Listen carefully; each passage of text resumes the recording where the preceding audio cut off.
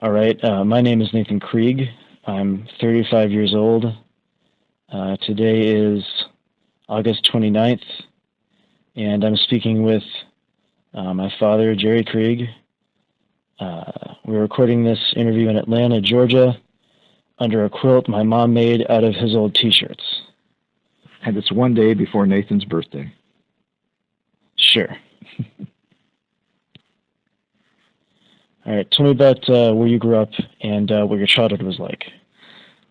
Well, I was born in Detroit, Michigan, but when I was about 5 years old, we moved to Royal Oak, a suburb a little north of Detroit. And we moved into a neighborhood, I guess you'd call it a post-World War II neighborhood. Many, many kids my own age. Many of the mothers and fathers were the same age as my parents.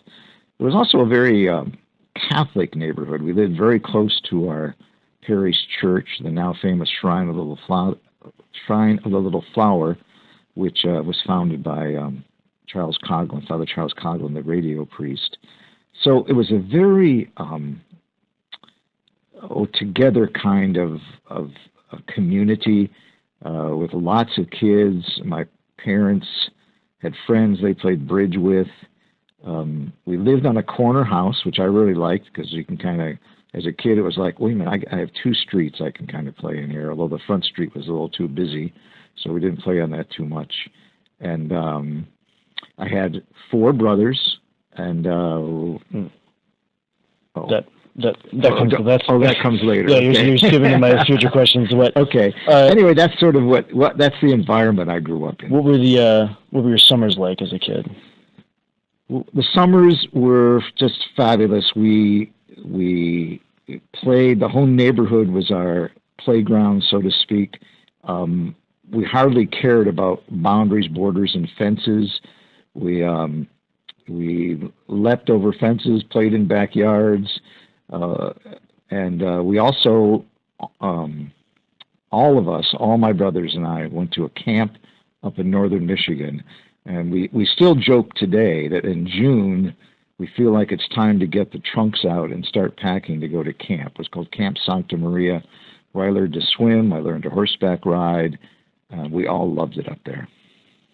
You were counselors there too, right? Yeah, then eventually I became a counselor there. Even my brother Jim was a counselor there for a while. I went on to be head counselor at that camp. It's where my love of horses came from because for a few years in college I ran the horse program at the camp and taught horseback riding to all the kids who came up. We had 14 different horses we had to take care of and we used for instruction. So to this day, I love being around horses. What was your relationship like with the whole family, parents, and all your brothers and all that? What was that like? My dad had his own business, Krieg Brothers Catholic Supply House, and it meant he was busy almost 6 days of the week. He only had one day off a week, and it was usually Sunday. My mom was a stay-at-home mom trying to take care of 5 boys. Our relationships with our parents was very good. I'll have to admit my mom had a bit of an Irish temper, and sometimes we deserved that temper. And so sometimes we got yelled at quite a bit. We tended to eat a little late. Most people ate around 5 or 6. We always ate around 7:30 because that's when my dad got home. It's funny because all our neighborhood friends kind of knew we ate late. So every once in a while, we would just be starting dessert about 7 o'clock, this especially in the summer, and suddenly some of our friends would be at the door and yelling for us to come out. That was sort of how we got people to come out. I think about that to this day. I guess now kids might go and knock on the door, but when we were little kids, if my best friend was named Tom, and if I wanted to go get him out of his house, I stood by the back door and just said, "Tom!" And that's what they did for us. Just like into the yard? Into the door. And then friends would come to our door and just yell, "Jerry, Jerry," and we'd hear them instead of ringing the doorbell. So they would do that around dessert time, and my mom always had room for them around the table, so they were invited in, we'd often have dessert with them. And another funny thing is that we were controlled by two things: the street lights and the church bells. And my mom would say, usually if it was winter, we had to be in by the time the street lights came on. In the summer, we had to come home when the 6 o'clock bells rang. We had to come in and start getting ready for supper. But we had a very good. Go ahead. Did they ring every hour? No, they rang. Maybe morning, noon, and at 6. So they didn't ring every hour. But it was like in the summer they controlled our schedule, because noon bells come home for lunch, 6 bells come home for dinner. But we had a great relationship with our parents. We didn't travel a lot as a family. Our biggest trip was to go to New York, because I had an aunt and uncle with 5 kids on my mom's side, and we were very close to that family. And one summer they'd come to our house, next summer we would go to their house. And of course, living in Michigan, we often we rented cottages along Lake Huron for a couple of weeks, and we'd go up to a cottage and spend time there around the beach. And my grandfather, my mother's father, owned a little cottage on Lake Huron, and every once in a while he let us go up there and use that. So that was part of our summers too. Do you have any specific memories of your specific brothers, John? Like John, specific things about John? Funny, John was right behind me. So it's Joe, Jerry, John, Jim, and Jeff is the 5 brothers, all J's. My mother, I think it started out, Joe was my father's name, so my brother was named after him. Jerry, my name, I was named after my uncle Jerry, and then John came along, and then when she had 2 more boys, she just kept the J's going. But John, right behind me, was a very rambunctious young kid, and he took great delight in sneaking up behind me all the time and jumping on my back. And and I had this move, and every time he jumped on my back, I could kind of swing him over my shoulder, and he'd go falling down on the floor. So I don't know whether he liked best jumping on my back or being swung over my shoulder and falling on the floor. So what about Jim? Jim, I remember my mom bringing him home from the hospital when he was born, because I think he was born in when we lived in Royal Oak. I remember bringing him home, and we helped take care of him as a baby. And of course, both Jim and I went to camp together as camp counselors, so we were close for that reason. And but Jim, he wasn't the type to jump on my back anyway. I would have been too big for him to jump on my back. So. And Jeff? So, Jeff's the littlest. And I guess growing up, I guess I would have been most distant from him because he was so much younger than I was. Well, not the whole. We're all 2 years apart, so you can figure it out. But Jeff, I remember I think he wouldn't mind me saying this. He's the one who struggled with school the most of all the brothers, and so my mom had all these programs for him to help him get better at school, and but he finally did very, very well. He's in the most technical. And he's the most technical. He's the computer. Yeah. He's now in computers. Jim's a doctor. John became a CPA. What are your earliest memories of Joe? Joe is the oldest, and he and I were pretty close growing up. I have a lot of memories of him. I remember every once in a while I would jump in his bed at night, and we kind of go to sleep together, and we would tell each other stories of the day, and we did a lot of stuff around the neighborhood. One summer, I have a great memory. What happened was my parents redid the house, and for some reason they either got rid of doors or replaced doors, but there was a stack of like 6, 7 doors out in the yard. And Joe and I decided to build a fort out of these doors. So what we did was we dug a huge hole in the backyard, we went down into it. Then up above the hole, we stacked these doors like a covering over the hole. And we had this, what we thought was a hideout and a place people couldn't see us. Of course, they could see the doors. We were very lucky. When my dad bought the house in Royal Oak, he was very smart because he says, I have 5 boys. So he says, they're going to need room. So when he bought our house, he bought the lot next door to it. So next door to our house, we had an empty lot. And this lot was our football field, our baseball field, and even in the winter, I often froze it over to make a hockey rink out of it.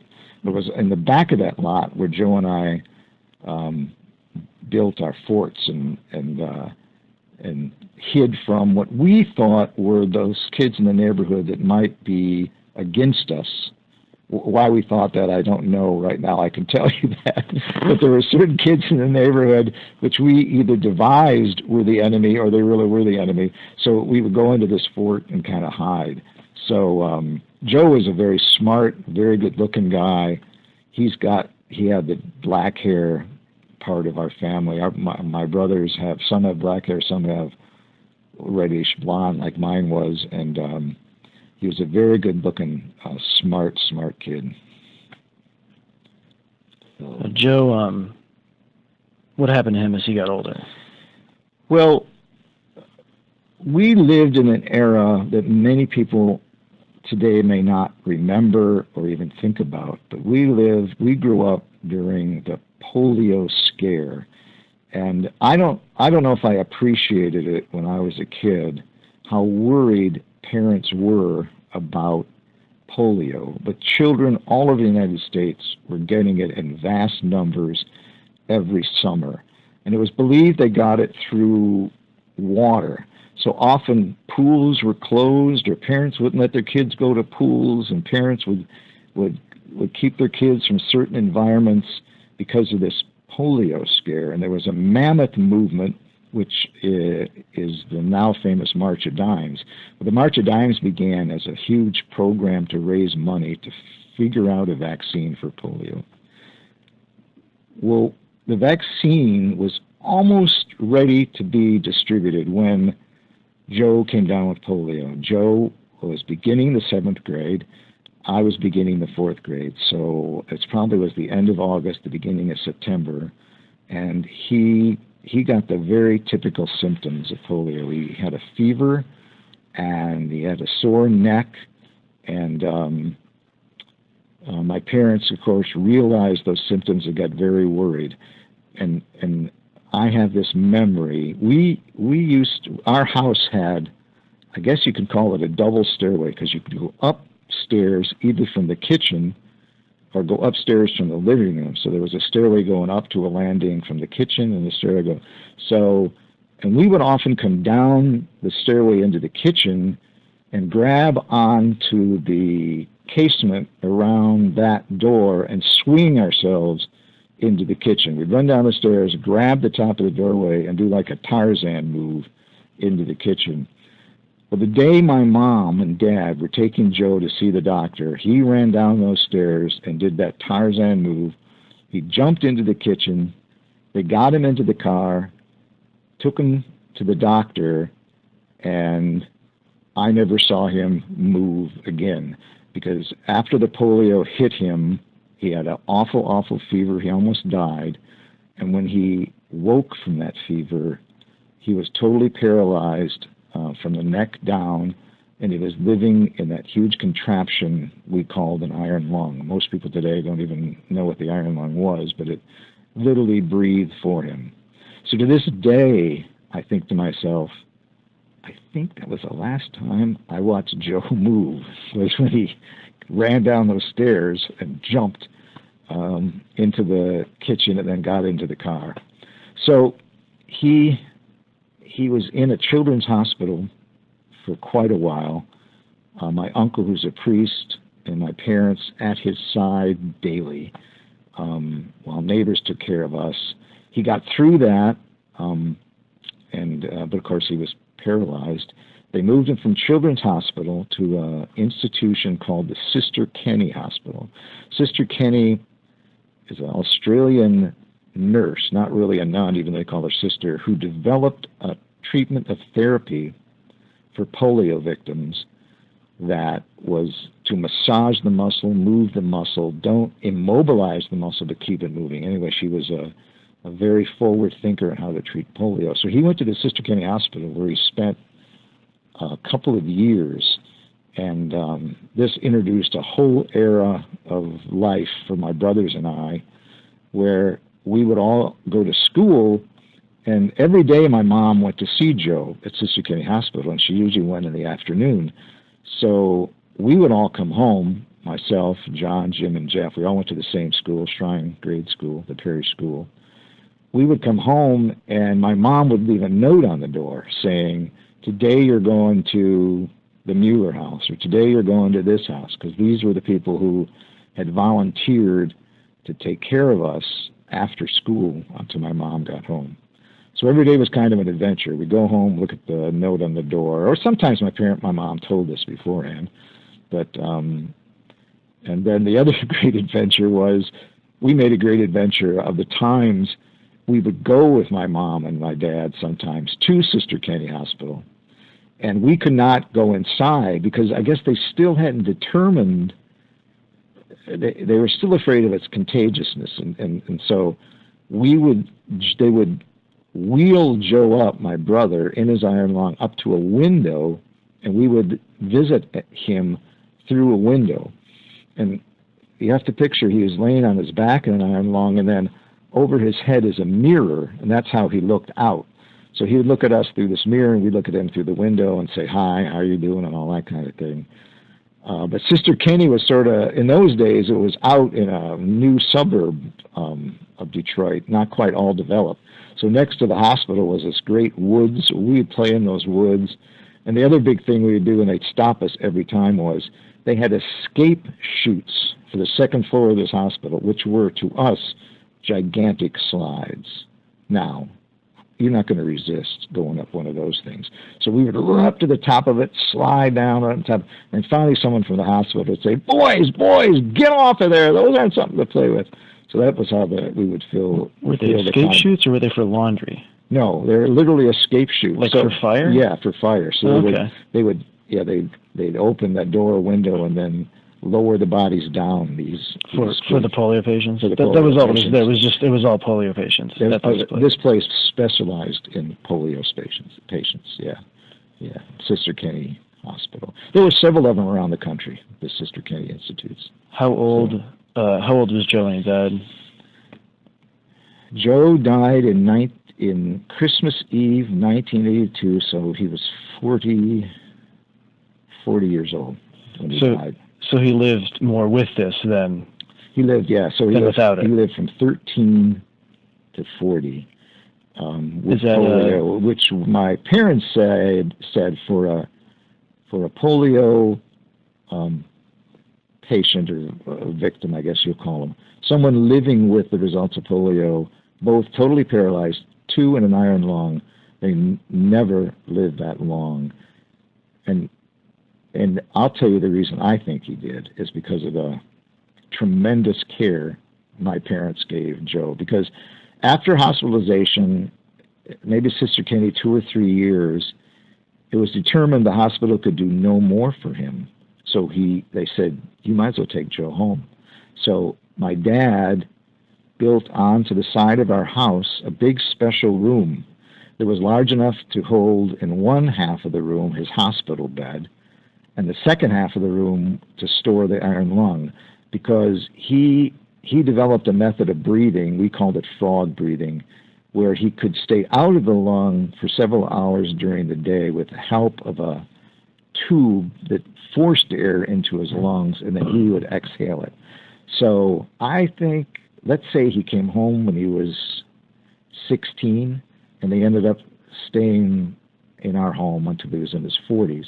You have to remember, he could do nothing himself. So the poor kid, if a leg itched, he had to ask one of us to itch it. We had to feed him. We had to bathroom him. My mother every day had to bathe him. She put him through the exercises that she learned at Sister Kenny to keep his legs from stiffening up and his arms from stiffening up. This was what another thing that saved him besides my parents' care. He was extremely smart and extremely curious. So his mind never stopped. He developed a classic music collection. He played chess with anybody who would come in that room.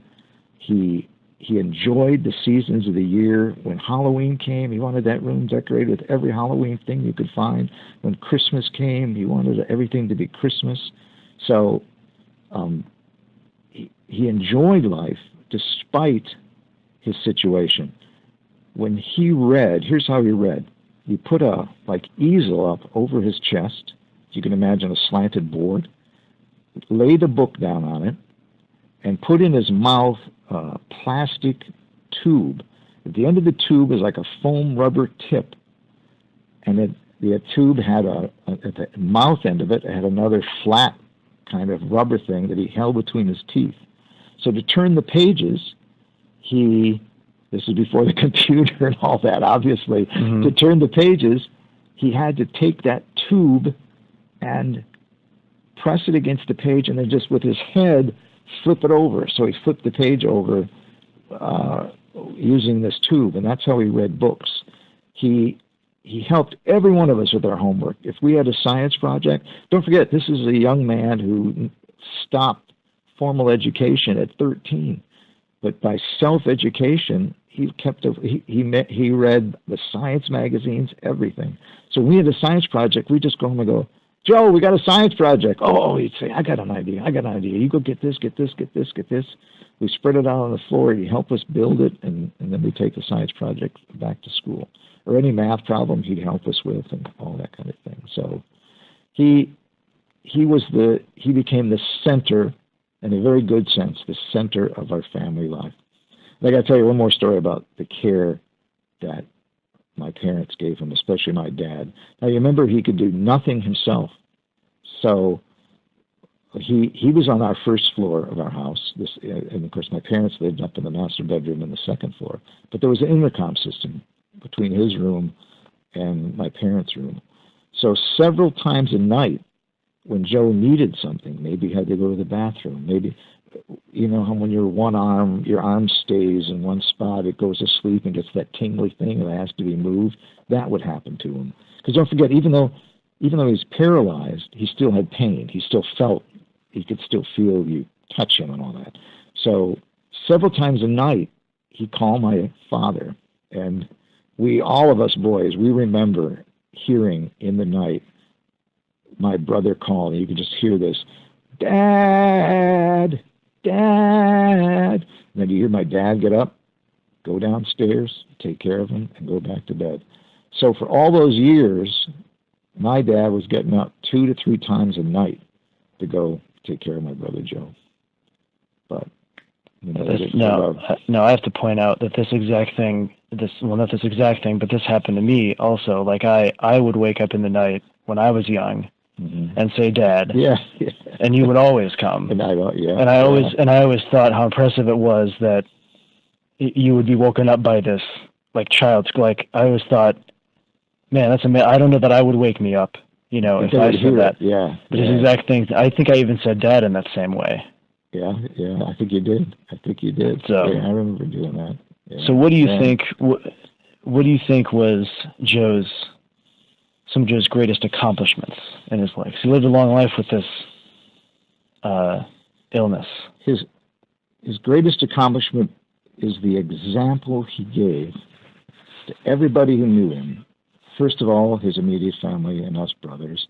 He had friends who came and saw him because, as we grew older, our lives were starting to go outside the house and all that. And we weren't around, especially we all went to college and all that. But luckily he had some good friends that would come by.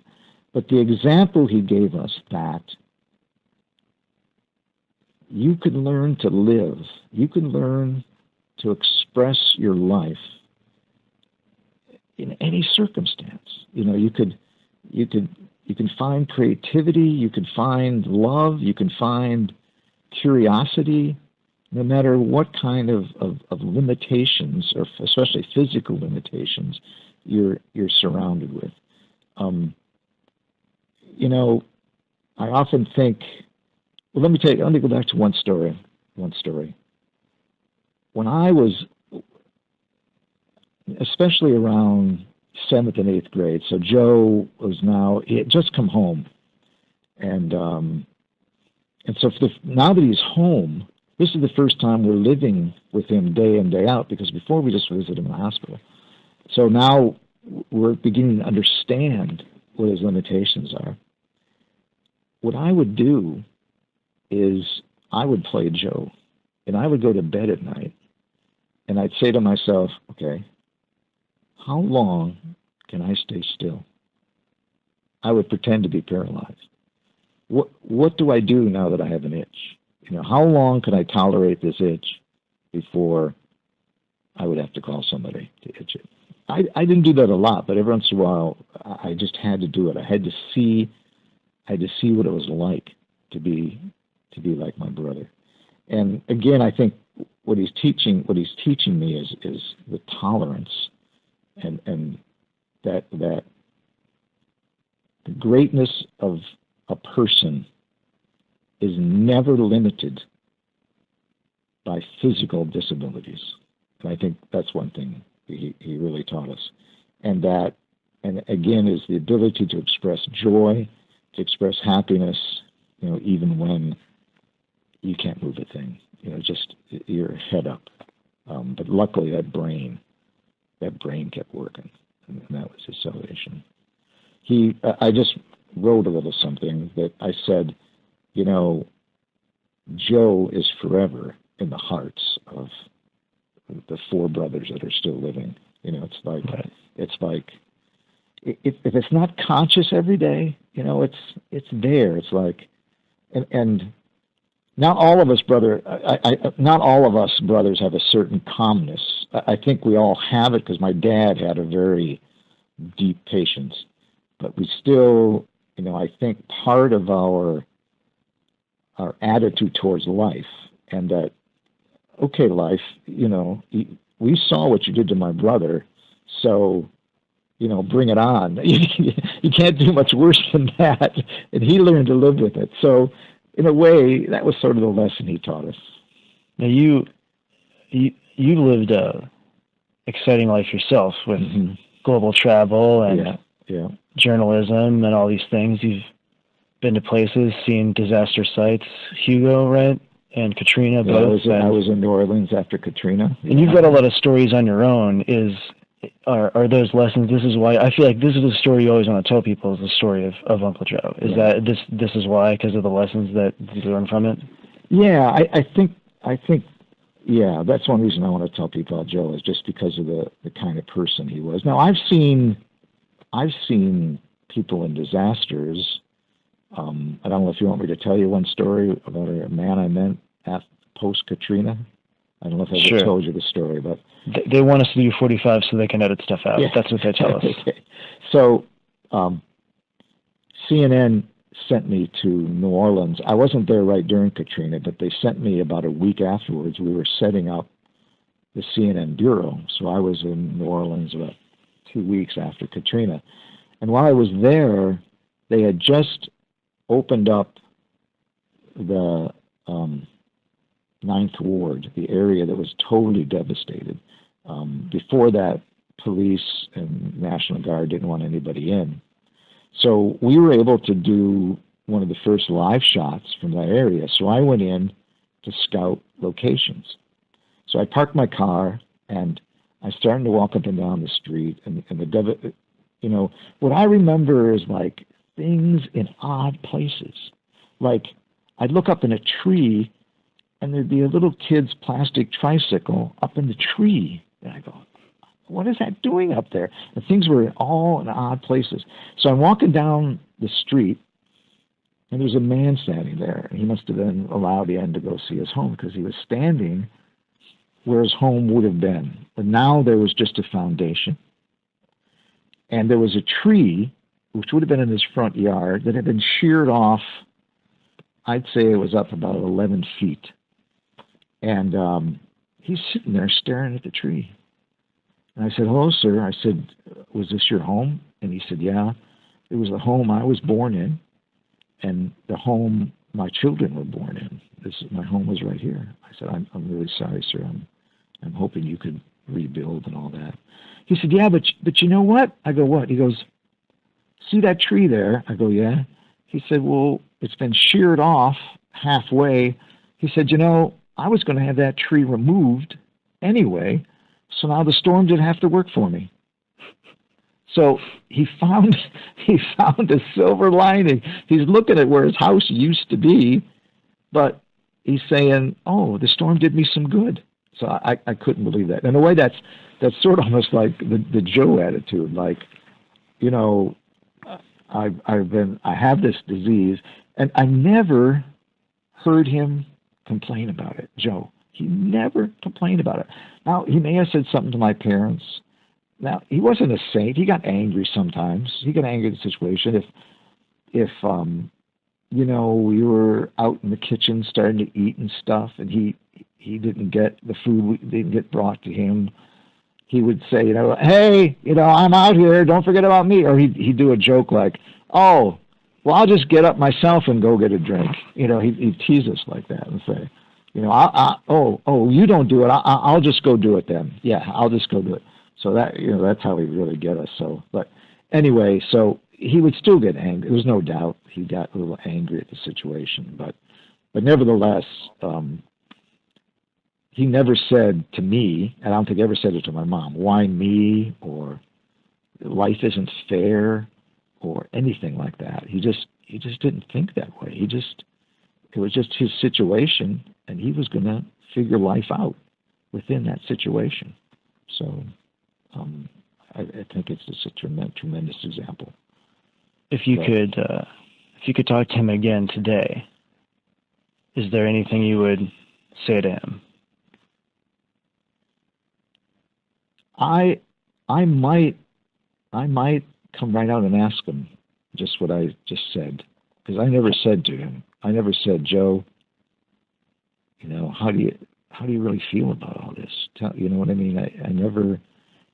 I either didn't think about it or didn't have the nerve, but to have him really express how his mind is working this all through. I just watched it happen, but I never really had a heart-to-heart with him about his deep feelings about the situation. I think I'd like to hear that from him. I mean, I saw it with his day-to-day example, but I'd like to hear him express it. And I would just thank him again. I mean, for what he gave us, the gift of his life, the gift of his example, and just tell him again, thank you very much, Joan. It's been a privilege, an honor, you know, to live next to you as your brother. Oh, that was the last question I had planned. Is there any conclusion that you'd want to? I want to say something else about my parents, and they never could go anywhere because of Joe, obviously. Now, every once in a while, friends. I had an aunt and uncle on my dad's side, Uncle Louis and Aunt Ann, who for a while had no kids. They would come up to Detroit and stay with us. And if you could imagine, an aunt and uncle had no children suddenly coming to take care of four. So they had a challenge. Yeah. But anyway, they would come up to Detroit and take care of us for a weekend so my parents could go take a break. They would go maybe to a lake or a cottage and take a weekend off. So that was great. They got away for that. So what my parents did, a couple of things. They made sure we kept going to this camp because we didn't have family vacations anymore. And so that's why all my brothers went to this camp. We always went to the camp and did that. But what my mom told me once in college was, when your brother got sick, your dad and I told ourselves that your brother Joe would never have a negative impact on his brother's futures. So I was going to go away from home for a while, and of course I felt guilty about it because I wouldn't be around to help out with Joe once in a while. By then I was away at college, but still I could come home once in a while and help out. So I told that to my mom, and she said, no, you make your decisions for what you hope is best for you. We will take care of Joe. we want you guys to have the life you should have, and we will take care of Joe. So that was their attitude towards us. It was a kind of a gift they gave back to us. So that's another thing I live with all the time, and with tremendous appreciation for my parents. So, but they took tremendous care of him. They took tremendous care of us. So this is one other thing about the polio thing. It was funny. People were very frightened about polio, but what didn't happen was, and I think, remember I said we'd come home from school and other families would take us. Mm-hmm. So they were probably making a sacrifice because, again, the linkage or the contagion of polio wasn't clearly established. Maybe it was, or I'm not quite aware, but people didn't seem to want to shun us, the brothers, who had contact with Joe. They didn't say, oh, no, they can't come to our house. You know what I mean? You might be carrying it and all that kind of thing. So people were very open to us despite having a polio person in our house. So I'm always very appreciative of that. I often think of that. Why? Because I've read a lot about the polio scare since then. Since I was what, 10 when my brother got polio. So I didn't quite appreciate what was swirling around me. But since then, I understand maybe some of the sacrifices people were making by taking care of us while my parents had to go see Joe in the hospital. So, all right. But, well, thanks for getting this all. I know we've been meaning to do this for a while, or you have. And thanks for making the time for it this time around. I'm gonna. It's been great talking to you about it. I'm gonna hit the done. I'm gonna hit the done button. Okay. I think that's how we stop this.